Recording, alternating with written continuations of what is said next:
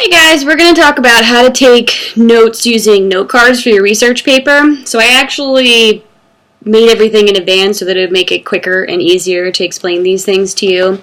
Since I'm going to explain to you the other two methods, just know that I did actually print out my sources before I did this first method, which is the note card method. Alright, so you have your source either online or you have a printout of it, and what you're going to do whenever you have physical note cards in front of you, you're going to make a card for each source. So let's see, this is my first source. This is actually one I pulled from a database, not Wikipedia. Database is much better, and they're free! Oh, look at that, that's beautiful. Anyway, and you can find all of the passwords for these free databases on your, I think, page 4 of your agenda book. It's beautiful. Anyway, so you have a source card. Now see what I did here is I highlighted this red, and I labeled it source number 1, and here's my bibliographic information. This is what would go into my works cited page. Some people will actually make their whole works cited page, and then they cut out the strips for it to make their note cards, and they would glue the different sources onto different cards, one for each source. How many sources do you need for this research paper? 6. You need 6 sources. So you will have 6 different colors and 6 different numbers at the top and 6 different sources here. So all your bibliographic information, use EasyBib if you would like to, or citationmachine.net. Just make sure you click on MLA to do that. Okay, so here's your source card. Now every time you make a note card, you're going to put the number of the source and the color. So it says number 1 in the top, and it is red, just like my source card.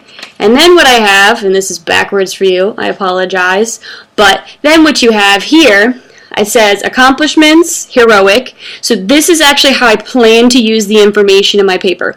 I'm choosing to compare and contrast one hero's internal and external journeys, and how I interpreted that is that their internal journey was actually like their characteristics and sort of what makes them a human being and their values, and then their external journey would be like their accomplishments, things that they've actually overcome, that sort of thing.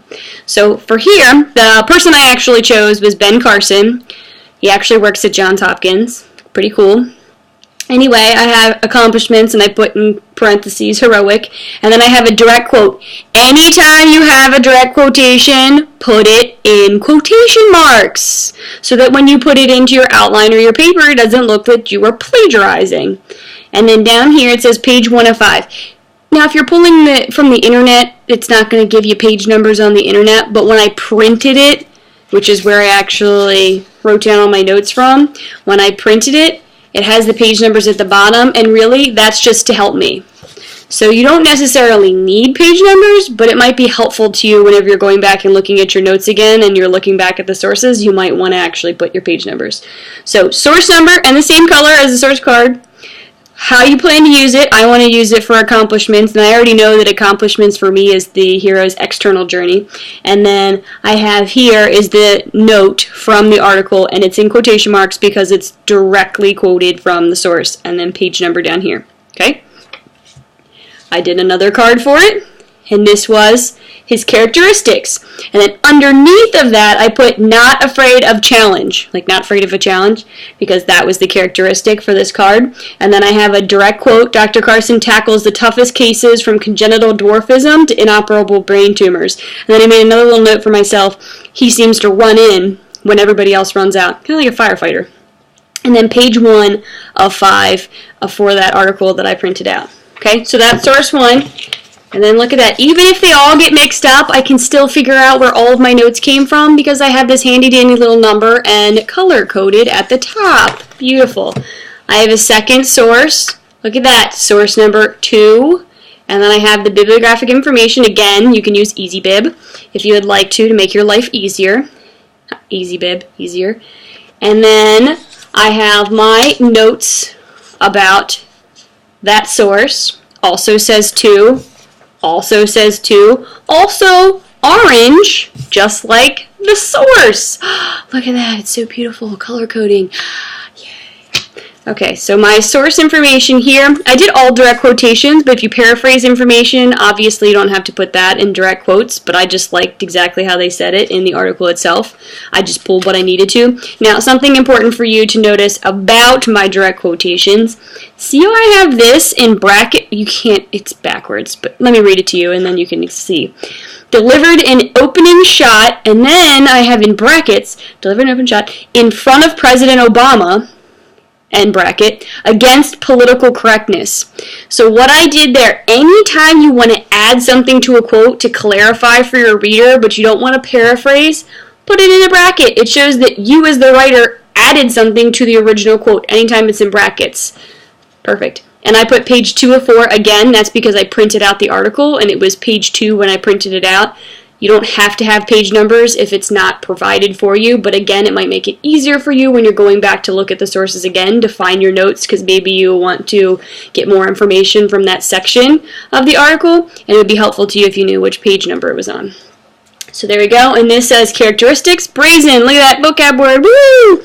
And then I also have values, and that was what I considered to be an internal journey. Now what I might want to do on all of these is clarify that characteristics, and then I might put like a little colon and put like IJ for internal journey, for values, colon, IJ, internal journey, and then in source 1, my notes that say accomplishments, I might put a colon and EJ for external journey, just something that I might want to consider as I'm making my notes. Now I just did 2 sources to show you, so you can see all the color coding, but notice I did source 3, different color, source 4, all of that, and I set it up for myself so I know to make sure to have 6 sources all together. Alright, so hopefully that makes note cards make a whole lot more sense. If you are a disorganized hot mess, this might not be the method for you, but if you're not a hot mess, disorganized, all of that jazz, then these might be great, because when you go to put everything into your paper, it's beautiful because you can physically sort them, like, okay, this is paragraph 1, okay, this is paragraph 2, okay, this is paragraph 3, okay, this is paragraph 2. Might help you to sort everything. If you choose this method, put your note cards in Ziploc bags in case it rains and you don't lose all of your work because it gets rained on and you can't figure out what anything says because all of the ink has bled. Learn from previous students' mistakes and don't make the same one. Alright, hope it helped, guys.